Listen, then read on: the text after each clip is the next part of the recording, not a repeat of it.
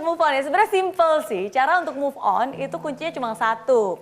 Berawal dari huruf N, yaitu niat. Niat. Ya, move on itu harus niat. Apapun itu alasannya. Walaupun mungkin tidak mendapat restu dari orang tua, ya kan? Berarti harus dibicarakan kalau misalnya memang ingin ada masa depan. Walaupun mungkin wah, saya diputusin tanpa alasan, ya, atau enggak mungkin wah udah pacaran 10 tahun, udah tunangan bahkan, udah sebar undangan bahkan, ya kan? Saya tahu setiap hubungan itu pasti complicated. Dan saya tahu juga saya nggak akan pernah bisa bilang bahwa saya bisa merasakan apa yang Anda rasakan. Karena saya nggak bisa merasakan apa yang Anda rasakan. Cuma Anda yang mengalamilah yang tahu apa yang sebenarnya Anda rasakan. Tapi hari ini saya ingin bilang, kalau Anda benar-benar serius ingin bisa move on, oke, apa sih penyebab orang nggak bisa move on? Penyebab terbesar orang tidak bisa move on adalah karena dalam lubuk hati dia yang paling dalam, sebenarnya masih ada harapan. Orang nggak bisa move on karena di dalam hatinya masih ada secercah harapan. Mungkin masih bisa balik lagi. Mungkin dia bisa berubah. Mungkin apa? Nanti dia bisa memperbaiki diri dan seterusnya. Dan harapan itulah yang membuat orang susah untuk move on. Karena dia masih selalu berharap dan berharap dan berharap. Oke? Nah, jadi seperti saya bilang, tujuannya adalah niat. Kalau Anda benar-benar tahu bukan dia, kalau Anda benar-benar melepaskan dan merelakan, ya udah jangan berharap sedikit pun. Jangan berharap sedikit pun. Oke? Karena dengan Anda tidak berharap, dengan tidak memikirkan lagi, itu akan Anda bisa lebih cepat untuk bergerak dan move on. Cara untuk bisa move on, ya namanya juga move. Berarti kita harus bergerak. Kita nggak bisa berdiam diri dan memikirkan. Kita harus bergerak, beraktivitas. Melakukan hal-hal, membuat habit-habit kebiasaan baru yang nggak ada hubungannya dengan dia. Oke, kalau dulu mungkin Anda sukanya jogging barengan. Oke, sekarang buat kebiasaan baru. Mungkin main bulu tangkis. Oke, move on, berarti bergerak. Aktivitas, lakukan kegiatan-kegiatan, bertemu dengan orang-orang lain. Lakukan hal-hal yang positif. Intinya bergerak dan dimulai dari niat dan biasanya nggak bisa move on adalah karena masih menaruh harapan. Kalau memang ada harapan dan Anda benar-benar yakin ya berarti lakukan. Duduk berdua bersama-sama berkomitmen dibicarakan serius gitu. Jangan hanya berharap dan mendoakan.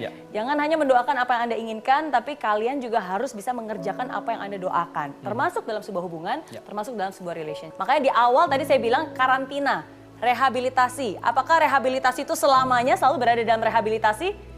Enggak, karantina itu juga ada masanya. Jadi di saat-saat masa penyembuhan, di saat-saat luka itu masih terlalu berdarah-darah dan susah untuk Anda menyembuhkannya, perlu untuk bisa mengkarantina hati itu. Perlu untuk bisa, udah kalau gitu saya nggak mau berhubungan, kalau bisa saya nggak mau mengingat lama sekali, diblok, dilupakan. Nah jadi itu, tapi bukan berarti nantinya kita nggak boleh berhubungan dan bersilaturahmi. Boleh-boleh saja, itu kebebasan Anda sendiri. Anda yang menentukan seperti apa. Ada banyak hikmahnya kalau Anda benar-benar yakin dan mau melihat dari kacamata yang positif.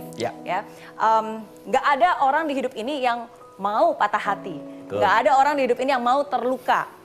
Tapi kadang ketika kita ditinggal pergi, mungkin itu adalah waktu untuk Anda bisa lebih mengenal dan mengetahui siapa diri Anda sebenarnya. Siapa yang Anda mau, seperti apa kriteria orang yang Anda mau. Karena kadang orang yang kita mau dan yang kita butuhkan berbeda. Kadang kita sendiri nggak tahu orang seperti apa yang sebenarnya kita butuhkan dalam hidup kita. Ketika Anda ditinggalkan, mungkin itu juga waktunya untuk Anda bisa punya waktu untuk mendekatkan dengan yang di atas.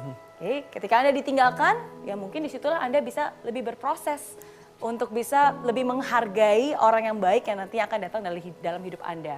Jadi tergantung bagaimana Anda bisa menyikapi.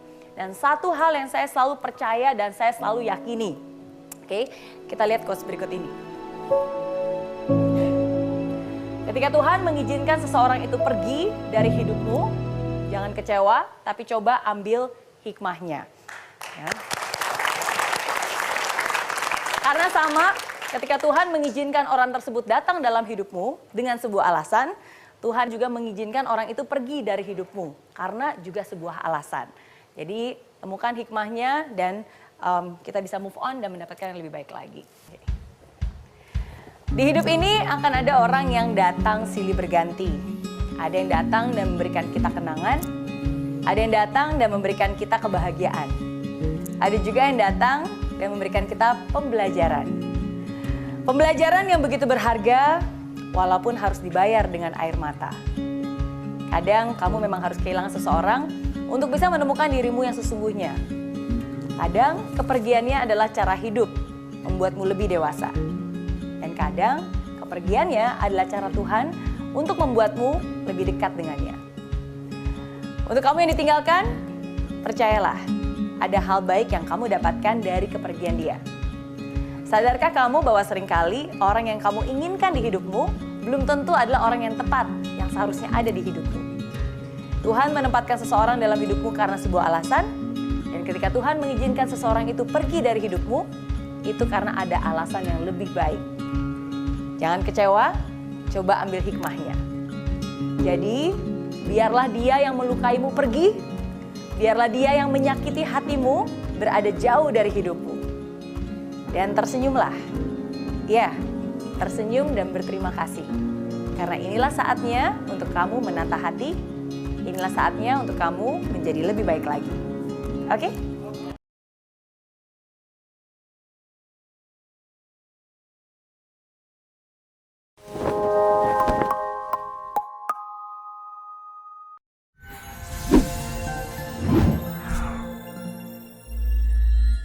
Di aplikasi Mary Riana tersedia lengkap video-video YouTube terbaru saya, artikel yang up to date, quotes inspirasi, koleksi merchandise, workshop dan seminar yang bisa kamu dapatkan free dan download sekarang juga gratis.